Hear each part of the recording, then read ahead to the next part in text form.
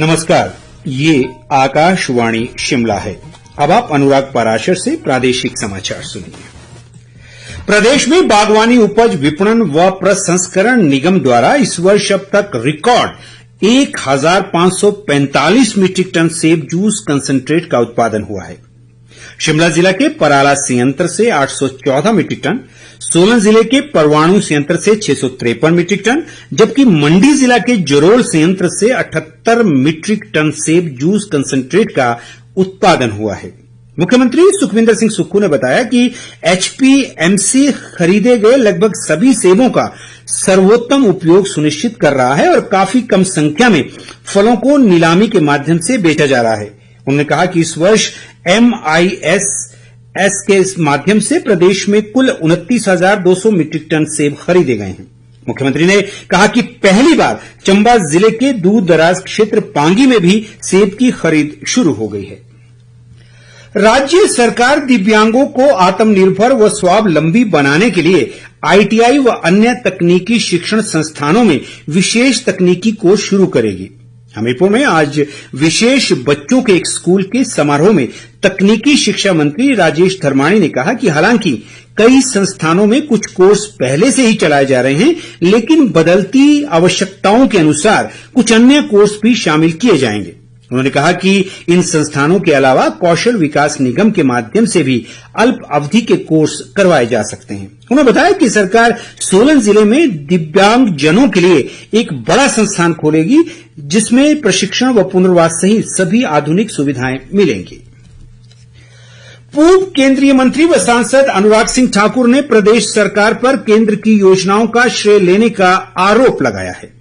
वे आज सुजानपुर विधानसभा क्षेत्र के कुठेड़ा में एक जनसभा में बोल रहे थे। उन्होंने कहा कि कांग्रेस कार्यकाल में प्रदेश में सड़कों की हालत बेहद खस्ता बनी हुई है और 27,000 करोड़ रुपए से अधिक का कर्ज लेने के बावजूद विकास कार्य करवाने के लिए सरकार के पास बजट नहीं है।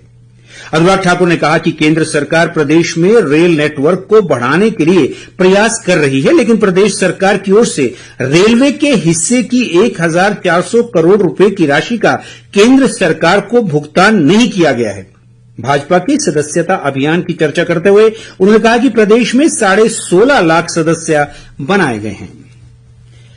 विपक्ष के नेता जयराम ठाकुर ने प्रदेश कांग्रेस सरकार पर खेलों को हतोत्साहित करने का आरोप लगाया है। एक बयान में उन्होंने कहा कि सरकार अब खेल खिलाड़ी टैक्स योजना लेकर आई है, जिसके तहत खेल और खिलाड़ियों के ऊपर टैक्स लगाया जा रहा है।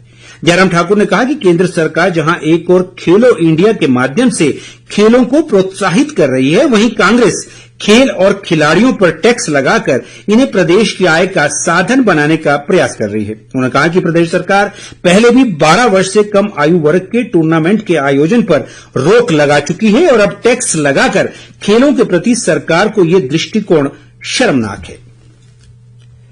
लोक निर्माण मंत्री विक्रमादित्य सिंह ने कहा है कि सरकार सभी शैक्षणिक संस्थानों में शिक्षा के साथ साथ खेलों को बढ़ावा देने के लिए प्रतिबद्ध है। शिमला जिले के सुन्नी में 14 वर्ष से कम आयु वर्ग की छात्राओं की राज्य स्तरीय खेलकूद प्रतियोगिता के शुभारंभ पर उन्होंने कहा कि राज्य सरकार शिक्षा प्रणाली में सुधार के लिए निरंतर प्रयासरत है। विक्रमादित्य सिंह ने बताया कि बसंतपुर में बहुतकनीकी संस्थान खोलने के लिए पहले चरण में 3 करोड़ रुपए मंजूर किए गए हैं और सभी औपचारिकताएं पूरा करने के बाद निर्माण कार्य जल्द शुरू किया जाएगा। उन्होंने कहा कि सुन्नी शहर के लिए 25 करोड़ रुपए की एक बड़ी उठाऊ पेयजल योजना भी निर्मित की जा रही है। भारतीय डाक विभाग कल 7 अक्टूबर से 11 अक्टूबर तक राष्ट्रीय डाक सप्ताह का आयोजन करने जा रहा है। इस दौरान 7 अक्टूबर को मेल एंड पार्सल दिवस, 8 अक्टूबर को फिलेटेली दिवस, 9 अक्टूबर को विश्व डाक दिवस, 10 अक्टूबर को अंत्योदय दिवस और 11 अक्टूबर को वित्तीय सशक्तिकरण दिवस के रूप में मनाया जाएगा। डाक सेवाएं हिमाचल परिमंडल के निदेशक विशन सिंह ने बताया कि डाक सप्ताह के दौरान विभाग की सेवाओं के प्रचार प्रसार के कार्य व राजस्व अर्जन की वृद्धि पर जोर दिया जाएगा। वन्य प्राणी सप्ताह के उपलक्ष्य में आज प्रदेश के विभिन्न स्थानों पर मिनी मैराथन का आयोजन किया गया। कुल्लू में आयोजित मिनी मैराथन में मुख्य संसदीय सचिव सुंदर सिंह ठाकुर ने मुख्य अतिथि के रूप में शिरकत की। उन्होंने कहा कि राज्य सरकार पर्यावरण व पारिस्थितिकी, संतुलन को सही बनाने और वन्य प्राणियों के प्राकृतिक आवास के संरक्षण के लिए विभिन्न स्तरों पर प्रयास कर रही है। उन्होंने मैराथन के विजेताओं को पुरस्कार भी वितरित किए। इधर शिमला के रिज मैदान पर भी वन्य प्राणियों के संरक्षण के प्रति जागरूकता बढ़ाने के लिए मिनी मैराथन आयोजित की गई।